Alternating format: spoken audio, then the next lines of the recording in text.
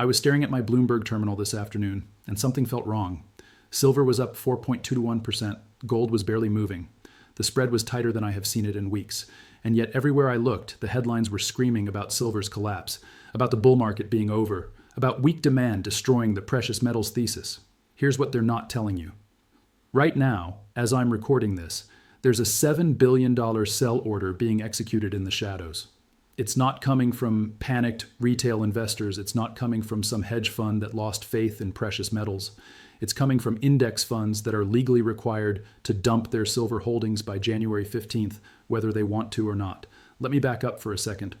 I'm a private commodities analyst. I've been stacking physical silver for 12 years, and I have spent most of that time watching the paper markets create illusions that have nothing to do with reality. I built this channel because I got tired of waiting half a day for mainstream media to report what I could see happening in real time on my data feeds, and frankly, I got tired of watching all these AI avatar channels pump out garbage speculation with no real data behind it. So here's the deal. I use this AI avatar for one reason: speed. I can get this information to you now, not tomorrow morning when CNBC finally catches up. The voice is artificial, but the analysis is mine. The data is real, and the stakes are higher than most people realize. We are officially in day 2 of a 5-day rebalancing window. The Bloomberg Commodity Index is slashing silvers, weighting from 9.6% down to 3.94%. That's not a typo. They're cutting it by more than half. And every single fund that tracks this index, every passive vehicle that's legally bound to mirror its composition, has to sell. They have to sell regardless of price, regardless of fundamentals, regardless of what's actually happening in the physical market. This is what I call a phantom event. The retail world sees the price action and assumes something fundamental has changed. They read the headlines about weak demand and start questioning their thesis. Meanwhile, the real story is playing out in the liquidity structure of the paper market, and almost nobody is talking about it. But here's where it gets interesting. Despite this $7 billion wave of forced selling, silver is outperforming gold by a factor of 5 today. Think about that. Billions of dollars in sell orders are hitting the market, and the price is still climbing. That tells me something very specific is happening beneath the surface. The physical buyers are absorbing the blow. Now I'm going to walk you through the exact mechanics of what's happening, show you the math behind this liquidity vacuum, and then I'm going to tell you exactly what I'm watching for in my own portfolio over the next 120 hours. This is not advice. I'm not your financial advisor, but I am someone who has seen this pattern before, and I know what it looks like when paper markets diverge from physical reality. By the end of this, you're going to understand why the current price is a lie, why January 15th is the line in the sand, and how to spot the signal that tells you when the forced selling has finally stopped. But first, you need to understand something critical. If you try to catch this falling knife too early, you will get cut. There's a specific sequence of events that has to play out, and timing matters more than conviction right now. So let's pull this apart. The primary claim I'm making is this. We are watching a massive passive selling directive create an artificial price floor that expires at market close on January 15th. This is not a fundamental decline. This is not a loss of faith in precious metals.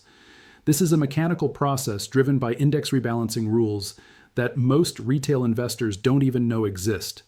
Here's what I'm going to show you. I'm going to explain the mechanics of what I call a passive flow shock. I'm going to run the actual math on the weighting collapse. And then I'm going to walk you through my personal battle plan for the next 5 days, because this is the kind of opportunity that only appears when pricing inefficiencies create temporary dislocations between paper and physical markets. The promise is simple.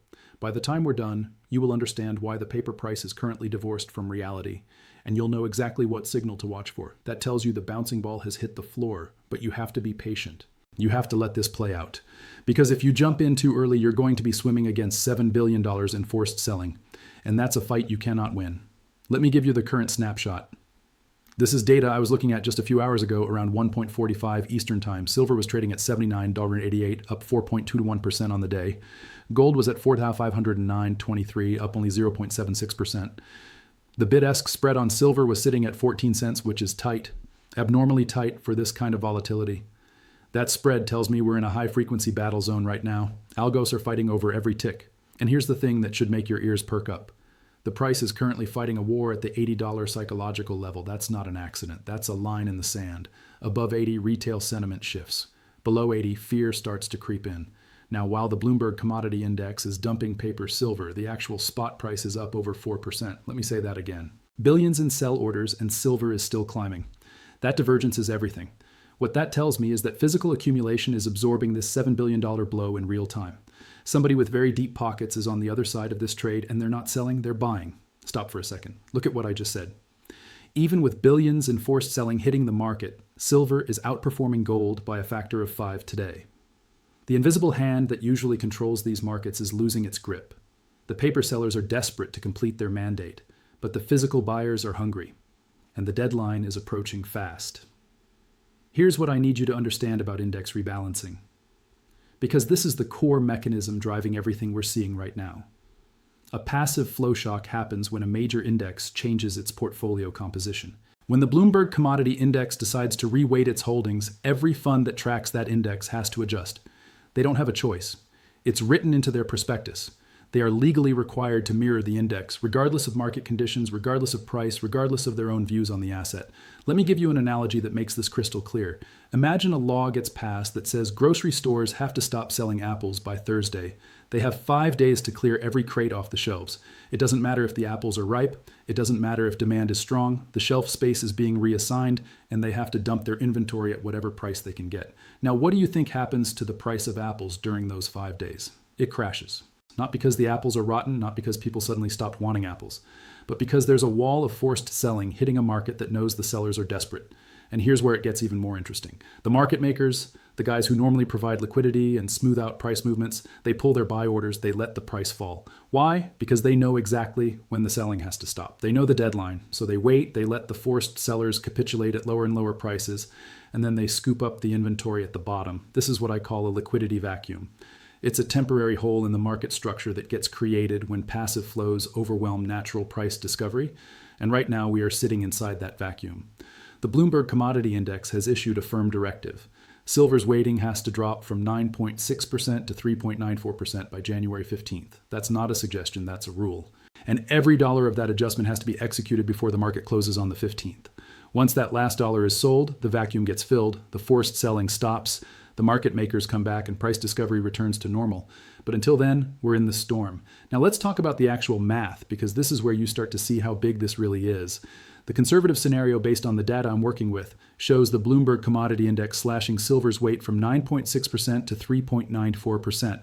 That's a reduction of roughly 5.66 percentage points. When you apply that to the total assets tracking this index, you're looking at approximately $7 billion in forced selling. $7 billion. That's not a retail panic. That's not a hedge fund unwinding a position. That's a tidal wave of rigid, non-discretionary selling hitting a limited time window. And here's the kicker. This is all happening while gold's weighting in the index remains relatively stable. Gold is not getting cannibalized. Silver is.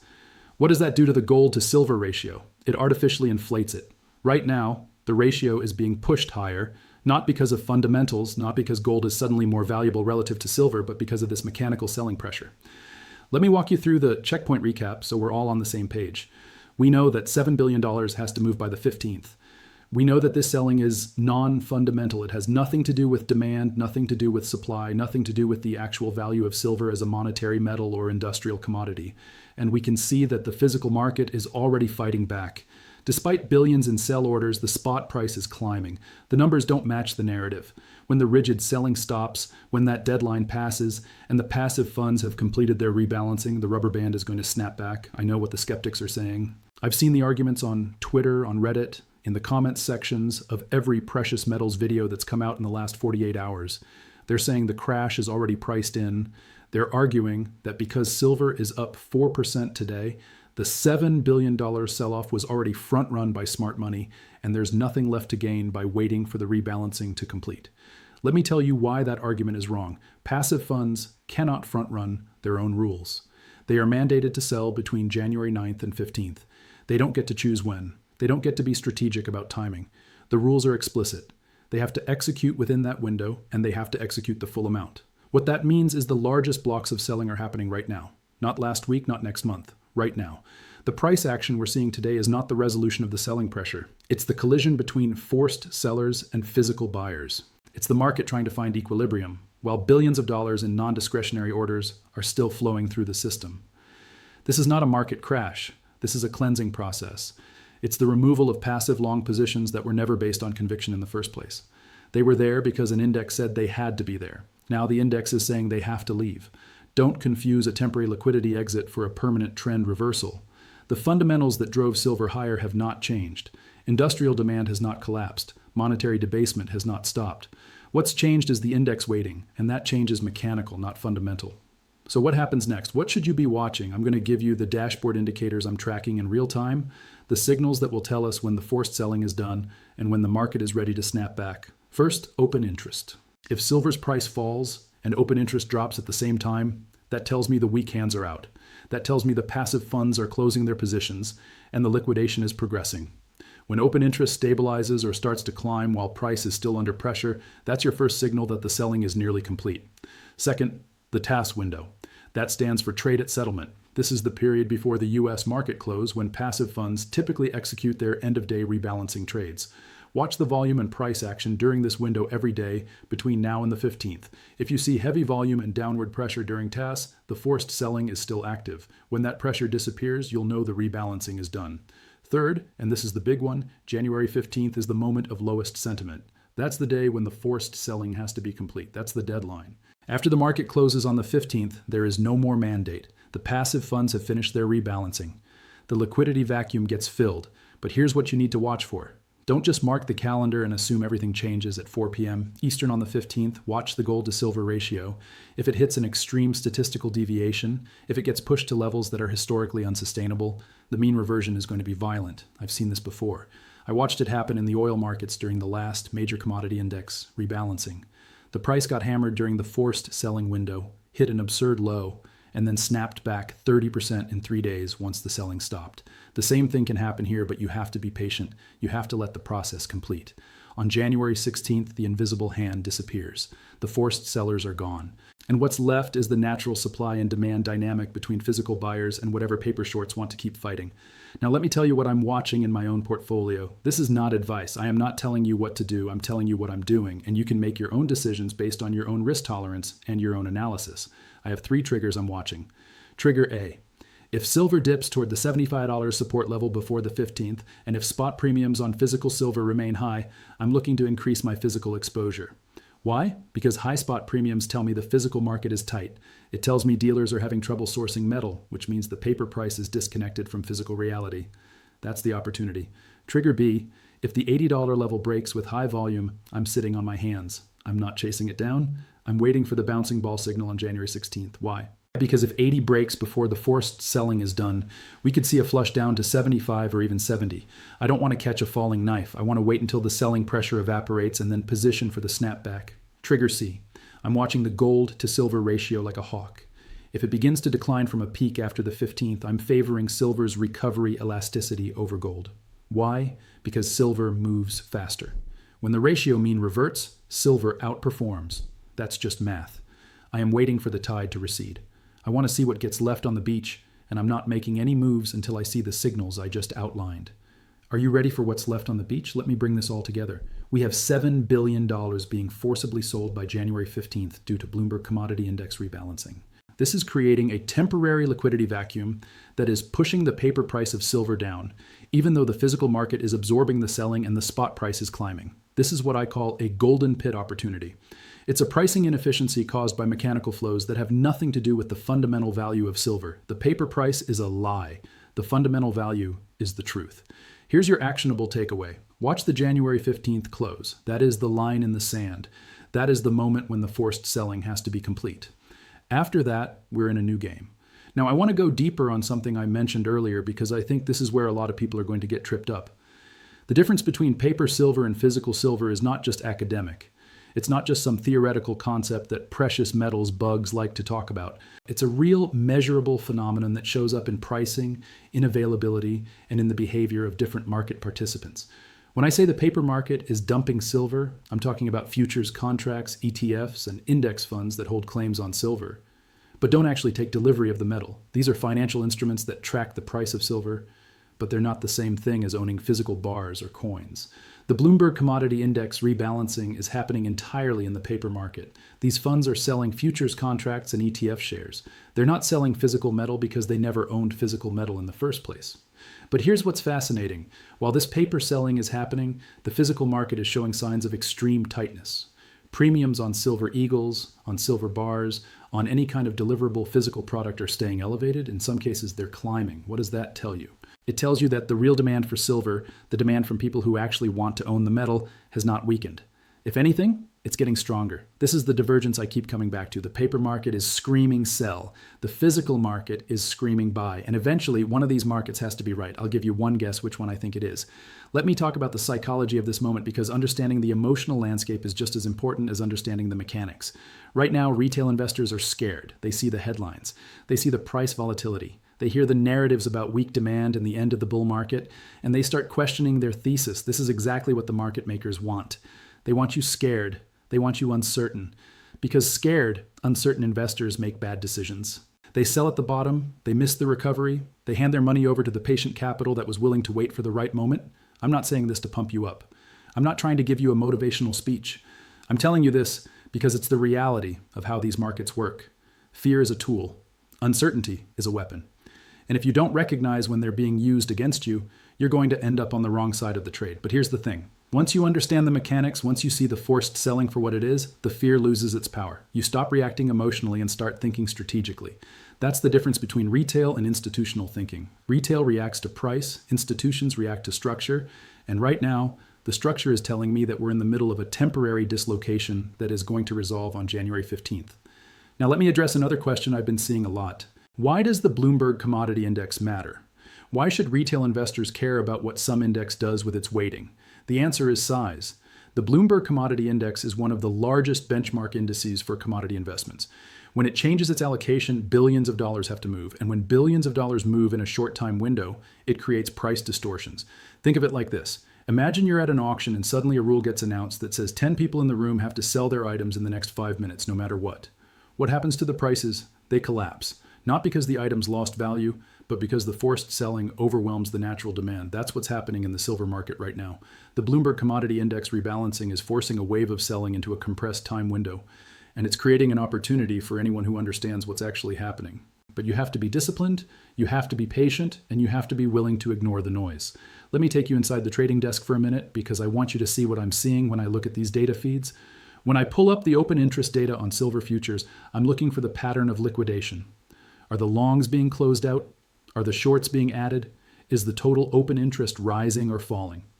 Right now, I'm seeing open interest tick down on days when silver sells off. That tells me positions are being closed, not rolled. It tells me the passive funds are exiting, not repositioning. When I look at the volume profile during the trade at settlement window, I'm seeing heavy selling pressure right before the close. That's the signature of index rebalancing. Those are the passive funds executing their mandated trades. And when I look at the spot premiums on physical silver, I'm seeing resilience. Dealers are not cutting prices. Buyers are still paying up. That tells me the physical market is not participating in this paper sell-off. All of these data points are telling the same story. This is a mechanical event, not a fundamental shift. But the mainstream narrative is completely missing it. The headlines are talking about weak demand, about the end of the silver rally, about fundamental deterioration. And that narrative is going to keep retail investors on the sidelines until the opportunity is gone. That's why I'm making this video. That's why I'm walking you through the mechanics and the data and the signals to watch. Because if you wait for CNBC to tell you the coast is clear, you're going to be buying after the snapback, not before. Now let's talk about what comes after January 15th, because that's the part everyone wants to know. Once the forced selling is complete, once the passive funds have finished their rebalancing and the Bloomberg Commodity Index is sitting at its new weighting, what happens to the price?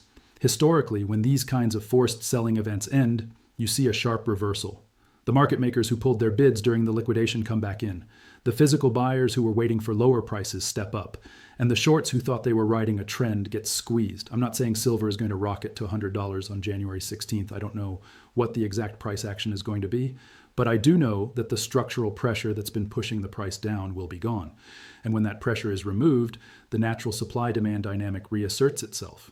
If the physical market is as tight as the premium suggests, if industrial demand is as strong as the production data, indicates if monetary debasement is continuing at the pace we've seen over the last few years, then the fundamental case for higher silver prices has not changed. What's changed is that we're getting a temporary discount because of a mechanical rebalancing event. That's the opportunity.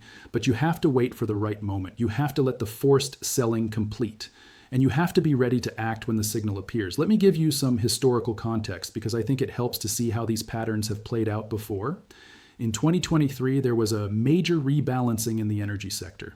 one of the large commodity indices slashed its weighting in natural gas.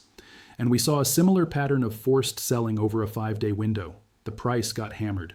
Retail investors panicked. The headlines talked about oversupply and weak demand. And then, on the day after the rebalancing deadline, natural gas bottomed and reversed 32% in less than a week.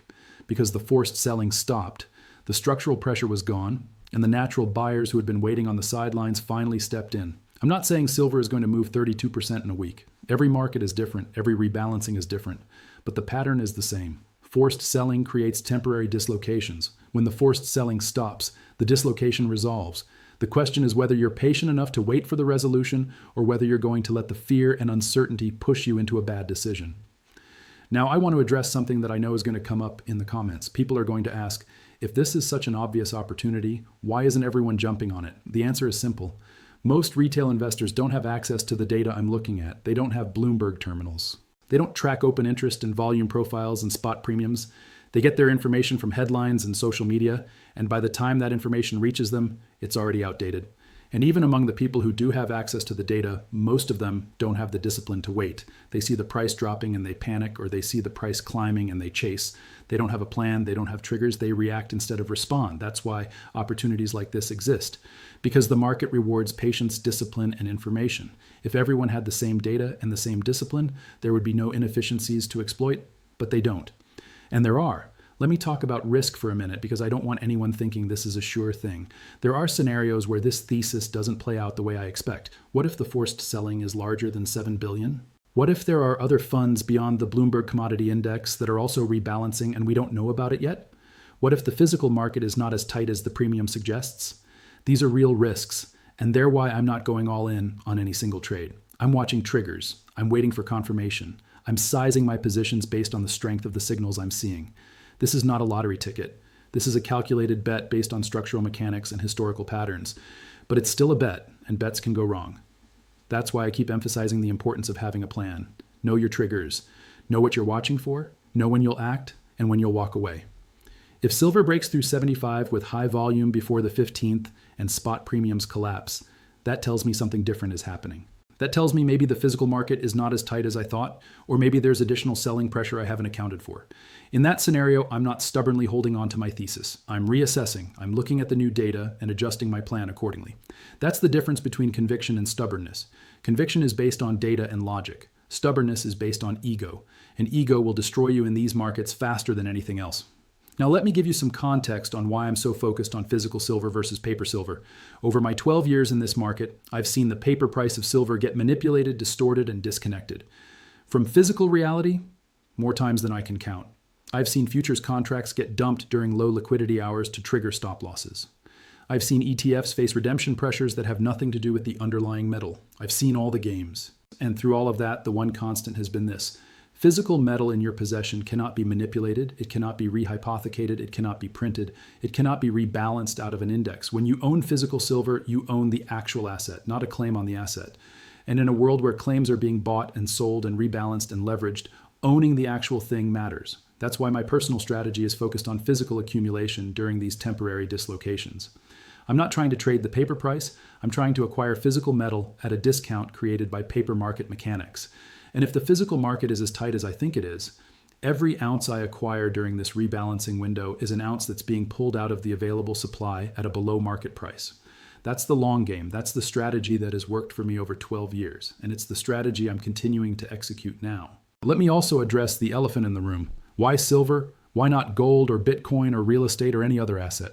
I'm not here to tell you silver is the only investment worth making. I'm here to tell you that right now, today, silver is presenting a specific opportunity created by a specific set of circumstances. Gold is not seeing the same forced selling pressure because its weighting in the Bloomberg Commodity Index is relatively stable. Bitcoin is in its own universe driven by entirely different factors. Real estate is a liquid and slow moving. Silver right now is the asset with the clearest structural dislocation between paper and physical markets, with a defined timeline for when that dislocation should resolve, and with a risk-reward profile that makes sense given the data I'm seeing. That doesn't mean it's the best investment for everyone. It means it is the opportunity I'm focused on right now based on my analysis and my experience. You have to make your own decisions based on your own situation. But if you're already interested in precious metals, if you're already thinking about silver as part of your portfolio, then understanding this rebalancing dynamic is critical. Now, let me walk you through what I'm going to be doing hour by hour over the next few days. Every morning before the market opens, I'm checking three things: open interest on silver futures, spot premiums on physical silver, and the gold to silver ratio. Those three data points tell me where we are in the forced selling cycle. During the trading day, I'm watching the volume profile. I'm looking for the signature of index rebalancing, which is heavy volume during the trade at settlement window in the afternoon. If I see that pattern continuing, I know the forced selling is still active. After the market closes, I'm reviewing the daily price action and comparing it to my triggers. Did we hit 75? Did we break 80? Did the gold to silver ratio reach an extreme? Based on what I see, I'm either making a move or I'm staying patient. In most days, I'm staying patient because the opportunity is not in catching every tick. The opportunity is in waiting for the right moment and then acting decisively. That's the discipline part. That's the part most people struggle with. They want action. They want to feel like they're doing something. But sometimes the right move is to do nothing and wait. Let me give you one more piece of context that I think is important. The silver market is small. Compared to gold, compared to oil, compared to equity markets, silver is tiny. The entire above-ground supply of investment-grade silver is worth maybe $50 billion. That's less than the market cap of a single large tech company. When $7 billion in forced selling hits a market that small, it creates disproportionate price movements. The impact is magnified because there's not enough natural liquidity to absorb that kind of selling without moving the price. But here's the flip side. When that selling stops, when the forced sellers are gone and the natural buyers step back in, the recovery can be just as disproportionate. The small size of the market works both ways. That's why I'm so focused on the timeline. Once we cross the January 15th deadline, the largest source of selling pressure in this market is gone. And in a market this small, removing that pressure can have dramatic effects. Now, I know some of you are thinking, what if I'm wrong? What if January 15th comes and goes and nothing happens? That's a fair question. And the answer is I adjust my thesis. If the forced selling completes and the price continues to drift lower, if spot premiums collapse, if open interest keeps declining, then I'm reassessing the fundamental picture. Maybe industrial demand is weaker than I thought. Maybe there's more selling pressure coming from sources I haven't identified. Maybe the physical market is not as tight as the premium data suggested. I don't know what I don't know, and I'm willing to admit when the data tells me I was wrong. But right now, based on everything I'm seeing, the most likely scenario is that we're in the middle of a temporary dislocation caused by forced index rebalancing, and that dislocation is creating an opportunity for patient capital. That's my thesis. That's what I'm betting on. And over the next 5 days, we're going to find out if I'm right. Let me close with this. The difference between retail investors and institutional investors is not intelligence. It's not access to secret information. It's not even capital, although that helps. The difference is structure. Institutions have rules, they have plans, they have triggers and risk management and discipline. Retail investors, for the most part, react. They read headlines and make emotional decisions. They chase performance and panic at bottoms. They don't have a plan, so they're always one news cycle away from changing their mind. If you want to compete in these markets, if you want to take advantage of opportunities like the one we're seeing right now, you have to think like an institution. You have to have a plan. You have to know your triggers. You have to manage your risk. And most importantly, you have to be willing to go against the crowd when the data tells you the crowd is wrong. Right now, the crowd is scared. The headlines are bearish. The narrative is that silver's bull market is over. But the data is telling a different story. The data is saying this is a mechanical event, not a fundamental shift. The data is saying the forced selling has a deadline. The data is saying the physical market is still tight, so I'm making a different bet. I'm betting that the crowd is wrong, that the headlines are missing the real story, and that the opportunity is in waiting for the forced selling to complete and then positioning for the recovery. Is it guaranteed? No, nothing in these markets is guaranteed. But is it the highest probability outcome based on the data I have? Yes, and that's all you can ever ask for. The highest probability outcome based on the best data you can find. So watch January 15th, watch the open interest, watch the spot premiums, watch the gold to silver ratio, and when you see the signals, be ready to act. Because the opportunity is not going to announce itself with a press release. It's not going to wait for you to feel comfortable. It's going to appear for a brief window, and then it's going to be gone. Are you ready?